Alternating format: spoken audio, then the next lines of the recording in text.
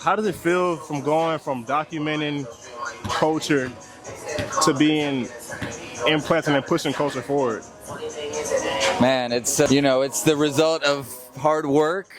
It feels great, going from being a fan to being in a position to like influence and impact the culture is an opportunity that I want to make the most of. Like, not everybody gets that opportunity. I obviously worked hard to get here, but now that I have that opportunity and I am in a position to, really have an impact, like I got to go all out and, do the right thing, which is always looking out for the culture and like keeping it real. You know what I mean? I really live and breathe this shit like all day, every day for the past like 6 years. Only getting started, man. See it coming? I mean, it's been progressive. You know what I mean? Like it didn't just happen overnight. Started like reselling vintage kicks, then really developed into like storytelling and curating. And I'm gonna keep doing that. And it just like the more you do, the more you can do. And I try to do like I try to document. I try to tell other people's stories. I try to tell my story. I try to work with brands, work with friends, do cool community shit. Like that's what it's all about. So like the more you do, the more you can do. Where do you think, so the World Cup is creating moments for athletes, obviously, but like where do you see creatives getting opportunity in this like time and space right now? Yeah, definitely. The World Cup is right now. It's an insane moment for, for our culture. Like, funny enough, like it's a football event, but I think that like streetwear, sneaker culture has really caught up to football in the past couple of years with like the whole, football shoe trend, the football jerseys, all of that. So right now, being in the U.S., like it's just a super hype moment. So like you said, like a lot of creatives are getting opportunities. Our boy Andu, with Better Generation, that's just a big moment for him.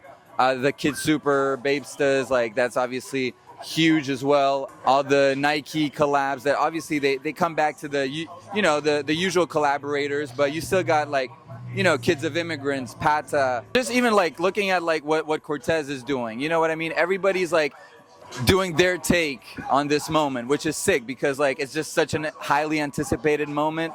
So everybody can just contribute in their own way. So now I think it's sick.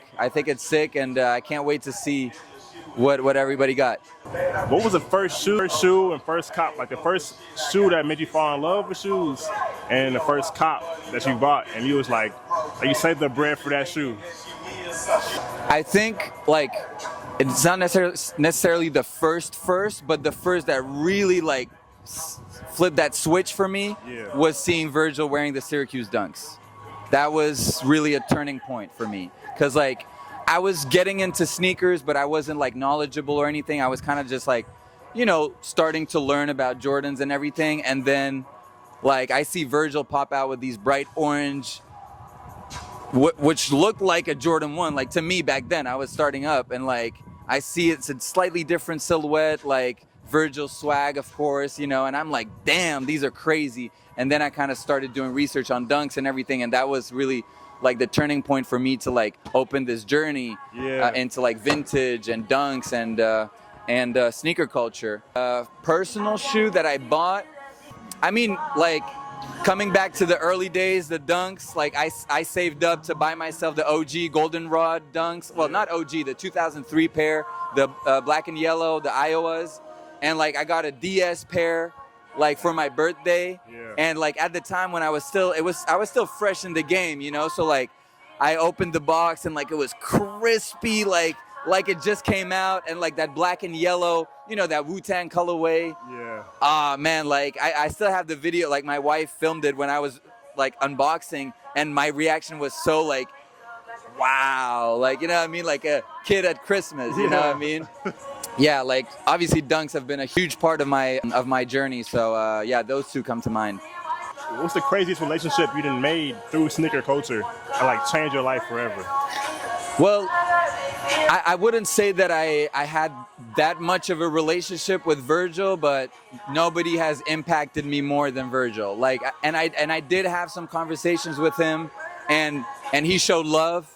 as he did to everyone. We never met or anything like that, but like just Virgil, the way he moves, the way he lifts up the culture with him, and he's always stayed true to, you know, his culture, which is, you know, sneakers, basketball, hip hop, you know what I mean? Reaching the highest of the heights, but always coming back to the roots, you know, the culture. So that's kind of like, I mean, it's so inspirational, and Virgil was always so, you know, generous with opening doors and giving back to the culture. So that's really what I try to, you know, emulate in my journey as well, and just, you know, being about the people and the culture, you know, and really like being a student of the game as well. Like that's Virgil was the ultimate student of the game, and you know, that's inspiring me every day.